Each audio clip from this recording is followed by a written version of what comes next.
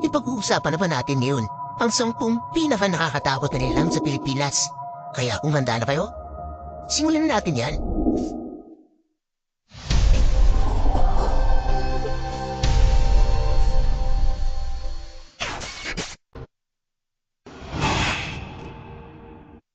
Sirena at Chokoy. Sila ang pinaniniwalaang engkanto o elemento ng tubig. Ang sirena ay isang babae na kalahating tao at kalahating isda. Ayon sa mga kwento, napakaganda umano ng sirena dahilan upang ang masisipag na ating mga mangingisda ay mabighani sa kanila. At sa di malamang kadahilanan ay napapasama pa sila sa kalagitnaan ng karagatan. Sa kabilang banda naman, ang mga Chokoy ay nakakatakot umaluwang itsura. Mapapansin sa kanila ang hasang sa may bandang liit at mga baka magulat at sa bibig. Sinasabing nilulubog muna nila ang kanilang biktima bago paigib. Duwende. Sila ay maliliit na nilalang na pinaniniwalaang nakatira sa mga lumang bahay, gubat at tulog. Pero ang pinakasikat nilang tahanan ay ang sa puso. Nagpapakita lang muna ang mga duwende sa mapiling tao o kung ikaw ay kanilang nagustuhan o magugustuhan. Sinasabing karaniwang lumalabas sa mga duwende sa mga oras na nag-aado ang dilim at liwanag. Maaari din umanong magbigay sila ng swerte kung kamalasan. Napasalalay na yan sa'yo kung paano mo sila pakikisamahan. May mga duwende rin na nagkakagusto sa tao. Karaniwan sa mga babae na kanilang inaangkin ay hindi nito namamalayan. Ayon sa mga kwento, may mga masasama at mabubuting mga duwende. At mayroon din iba't ibang kulay ang duwende na sumisibol sa kanilang mga galit gaya ng duwendeng puti. Sinasabing ang turi ng duwendeng ito ay tahimik pero mapaglaro, lalong-lalo sa mga bata kapag yung pinansin. Pinaniniwalaang ito daw ay may kaalaman at kakayahang makagamot sa mga biktima ng pambabarang. Duwendeng Berde. Sinasabing ito raw maluway swerte sa sugal. At mapaglaro, lalong-lalo na sa mga bata. Duwendeng Itim. Karamihan, ito ay sinasabing pinakamasama sa lahat. Ngunit ayon sa iba, ito raw ay mapaglaro. Maaaring magbigay sa iyo ng swerte. Huwag mo lang silang gagambalayan. Duwendeng Pula. Ito raw mo pinakamatapang ang uri ng duwende. Maaari mo may masamang nangyari sa iyo o sa ibang miyembro ng iyong pamilya. Duso din umano ang mga duwendeng pula, kaya iwasang makipagkasundo sa mga ito.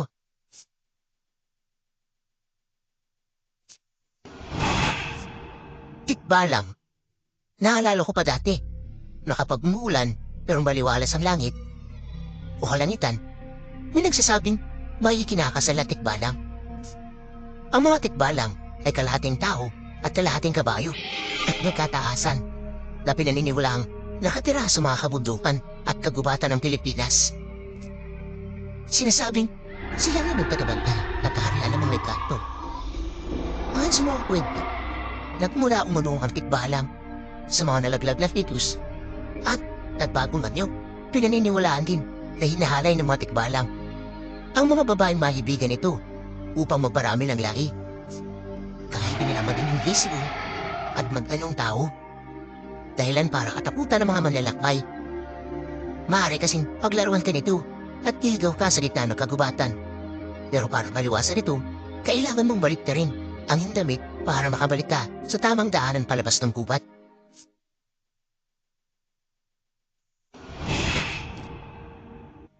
Kapre. Pinaniniwala ang karaniwang naninirahan sa mga malalaking puno gaya ng akasya, mangga at balete. Ilig umano nitong humikit ng malaking taba na naglalabas ng amoy upang mapuha ang atensyon ng mabibiktima. Dahil papaglaro din daw ang mga kapre, lalong-lalo na sa mga manlalakbay. Maaari kasi silang maligaw sa kabundukan o kagubatan.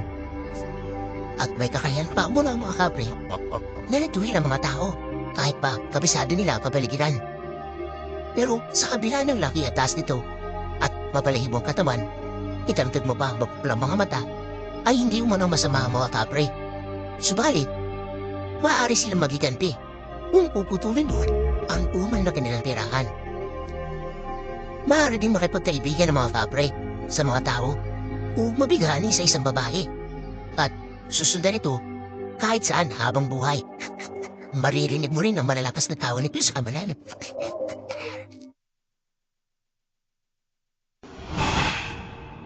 White Lady. Ito ay isang hindi matahimik na kaluluwa ng isang babae. Pinaniniwalaang ito'y biktima ng panghalay pagkatapos ay pinatay. Nang iba pang kalumal-lumal na krimen na naging silik ng kanyang biglaang kamatayan. Marami ng palabas o pelikula ang hinango mula sa White Lady na naghahanap ng hustisya o paghiganti. Karaniwan silang nagpapakita sa mga lumang bahay, kalsada, at nakikisilip pa sa mga sasakyan gaya ng mga kwento sa Balete Drive.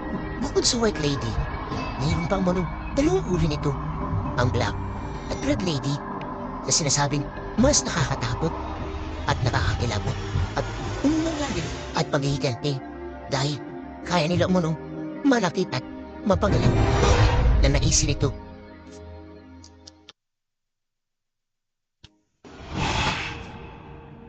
Tiyanak, ito raw ay isang maswang na nagtatago sa anyo ng isang sanggol. Kaya nilang magmukhang sanggol na inabandon na sa isang sulok o kagubatan at iiyak upang makakuha ng atensyon ng kanyang bibiktimahin. Ayon pa sa mga kwento, sa sandaling pulutin mo ito, ay bigla naman itong magbabagong manyo at babalik sa orihinal nitong itsura na may matatalas na kuko at kakadating ka. Papanganto mo sa mga gana ay kinakailangan makuha ang inunan nito at pagkatapos ay susunugin.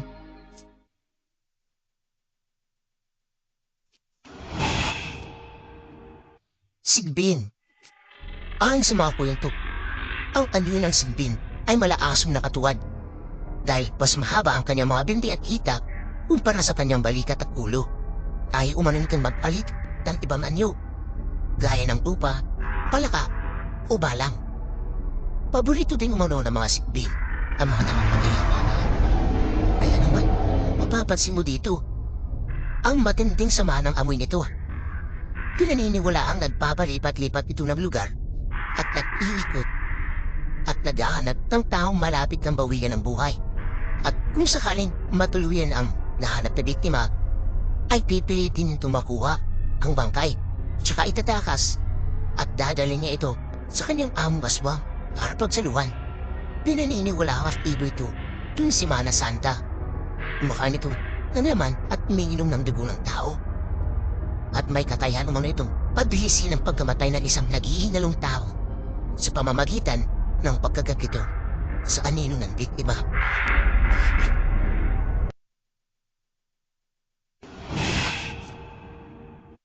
Tik-tik. Isa itong nilalang na lumilipad at naglilibot sa mga bayan upang maghanap ng mabibiktima para sa kanyang amo. Pinaniniwalang isa itong malaitim na ibon na pag-ahari ng isang aswang.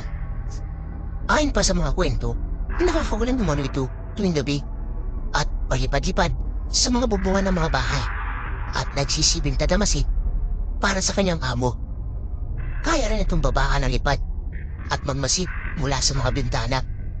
At kapag nakahanap na ng potensyal na biktima, ay lilipad ito pabalik sa kanyang amo upang sabihin at ipaalam ang lokasyon ng kanilang biktima.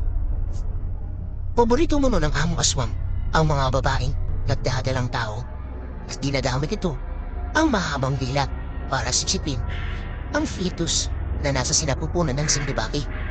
Gumagawa ang ibon na to ng huni na at ito rin ang nagsisibing babala para sa mga biktima.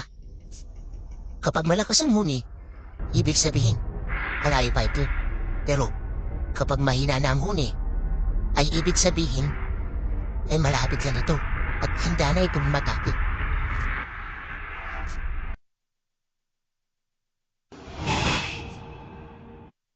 Manananggal, isa sa mga pinakakilalang uri ng aswang.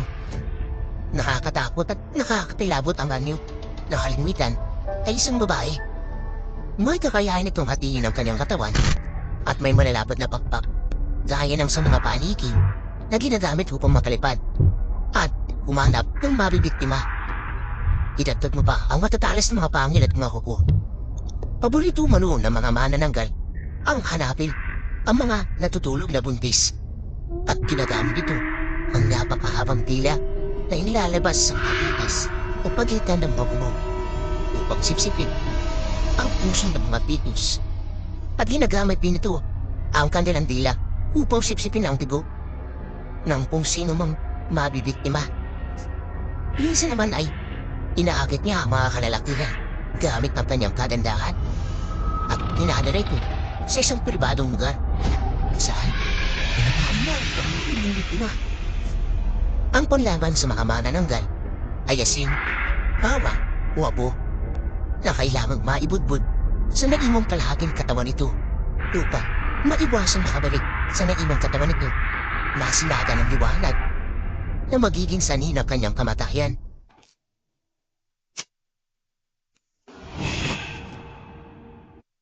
Aswang. Sila ay kalipunan ng mga nilalang na may kakayahang magbago ng anyo mula tao patungo sa iba't ibang klase ng mga hayop gaya ng aso, pusa, baboy at iba pa. At maging sa pagkahalimaw nito, may dalawang tangkat umano ang uri ng mga aswang. Ayon sa Philippine1.com, una ay ang bangkilan.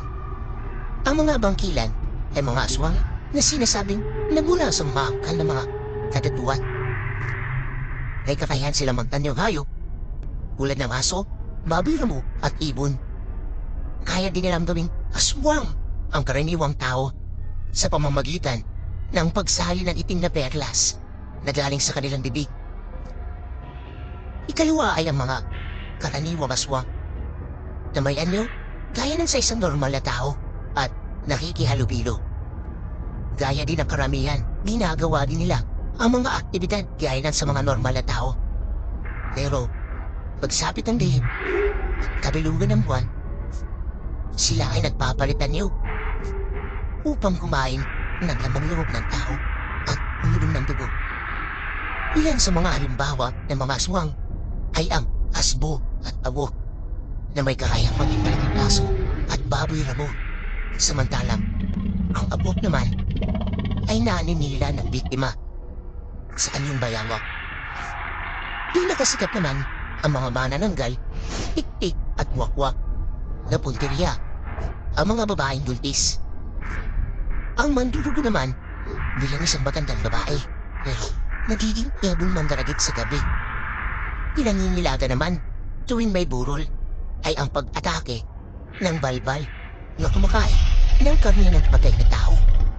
Ayon pa sa mga kwento, pinapalitan niya ng katawan ng saging ang bangkay upang di malaman ng kaanak na kinain niya ang bangkay. Kinatatakutan naman ng mga mangingisda ang magindara dahil sa aswang tubig.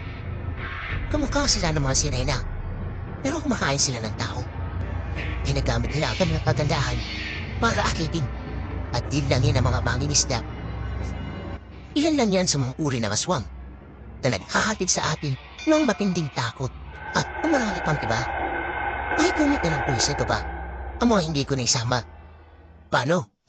Hanggang dito na lang mga kabalik-tanaw.